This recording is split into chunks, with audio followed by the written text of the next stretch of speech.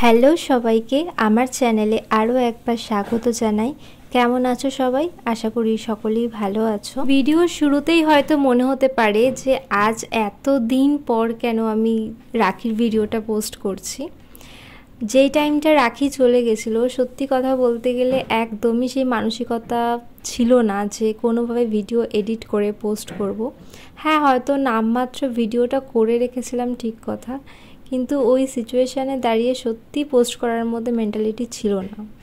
তো আজ বহুদিন পর পোস্ট করছি। তারপর হঠাৎ করে বসে থাকতে থাকতে গ্যালারি ঘাঁটছিলাম, তো তখন খেয়াল পড়লো যে আমি অনেক দিন আগেই করে রেখেছিলাম রাখি ব্লগটা, কিন্তু আমার ভিডিওটার পোস্ট করা হয়নি। তো যাই হোক, এবার আসি আসল কথায়। সকালবেলা ঘুম থেকে উঠে তাড়াতাড়ি করে স্নান টান করে দেখতেই পেলে আগে দাদাকে রাখিটা পরিয়ে নিলাম, কারণ দাদা বেরিয়ে যাবে তাই তাড়াহুড়ো করছিল বলে।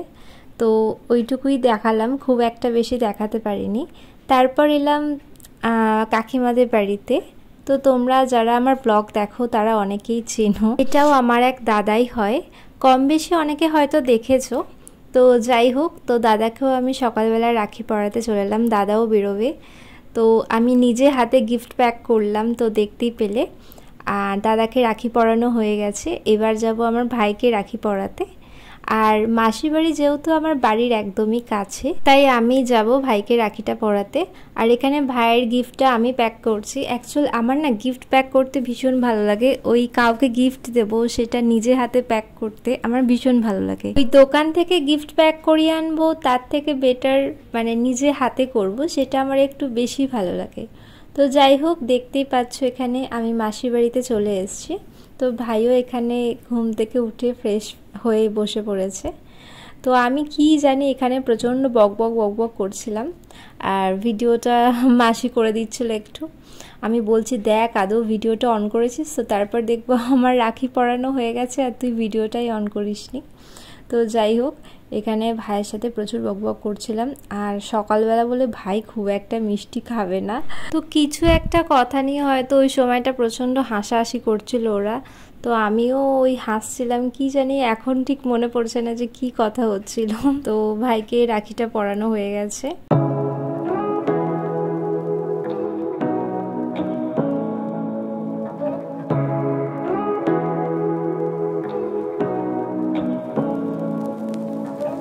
ভাই কিছুতেই ক্যামেরার সামনে আসতেই চাইছিল না, অনেক জোর করে ওকে ক্যামেরার সামনে এনেছি, খুবই লজ্জা পাচ্ছিল। আর এমনিতেও ও ক্যামেরার সামনে খুব একটা আসতে চায়ও না, আমি জাস্ট জোর করেছি বলে তাই। আর দেখতেই পাচ্ছ এত সকাল বলেও মিষ্টিটাও খেতে চাইলো না, আমি জাস্ট একটুখানি ভেঙে ওকে খাইয়ে দিলাম।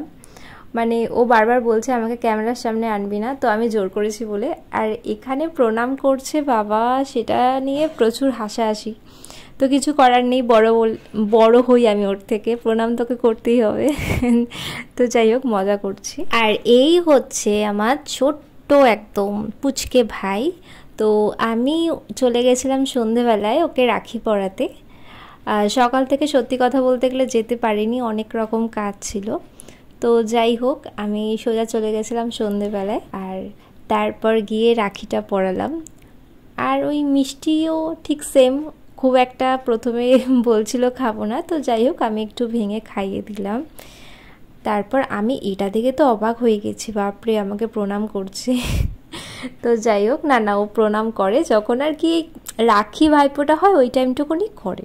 তো যাই হোক, আমার গিফটটা পেয়েও খুব খুশি, এমনকি আমার গিফটটা পেয়ে এত খুশি ওই সময়টাই ও গিফটটা খুলে সঙ্গে সঙ্গে ইউজ করতে শুরু করে দিয়েছিল। তো যাই হোক, মামি আমার জন্য চাউমিন বানিয়েছিল, সত্যি চাউমিনটা জাস্ট দারুণ হয়েছিল। হ্যাঁ, আমি জানি মামি আমার এই ব্লগটা দেখবে, কারণ মামি আমার প্রত্যেকটা ব্লগ দেখে, এমনকি ভীষণ ভীষণ পছন্দ করে, সেটা আমি জানি যে তুমি আমার ব্লগটা দেখবে। সত্যি বলছি, চাউমিনটা দারুণ হয়েছিল। তো যাই হোক, তারপর ওখান থেকে সোজা চলে গেছিলাম মেলায়, কারণ বাড়ির খুব কাছেই মেলা হচ্ছিল। তো ওই যে দূরে দেখছো মামুনি দাঁড়িয়ে আছে, তো খুঁজে পেয়ে গেছি মামুনিকে মেলায় ঢুকে। তো আগেই ওরা ঢুকে গেছিলো, মামুনি, কাকিমা, পিউদি আর ভেলকি এসেছিলো আগে, তারপর আমি ওদের সাথে গিয়ে পরে জয়েন করলাম। তো যাই হোক, মেলায় সব ঘোরাটোরা হলো, আমার তো একদম পেট ভার, আমি কিছু খাইনি। ওরা পাউভাজি খেয়েছিল আর কি সব খেয়েছিল আমার মনে পড়ছে না এখন। তো যাই হোক, তারপর কিছু টুকটাক জিনিস কিনে মেলাটা বেশ সুন্দর বসেছিল, খুব মজা করলাম সবার সাথে। আমার সেই দিনটা বেশ ভালোই কেটেছিল, রাখির দিনটা। তো চলো, অনেকটাই রাত হয়ে গেছে, এবার বাড়ি ফেরা যাক। তো আজকের ব্লগটা আমি এখানেই এন্ড করছি। দেখা হচ্ছে আবার তোমাদের সাথে নেক্সট কোনো ব্লগে। ততক্ষণ সকলে ভালো থেকো, সুস্থ থেকো, সাবধানে থেকো। আর এই ব্লগটা থেকে যদি তোমাদের কিছু ভালো লেগে থাকে তাহলে অবশ্যই একটা লাইক করে দিয়ে চ্যানেলটি সাবস্ক্রাইব করে দিও। টাটা।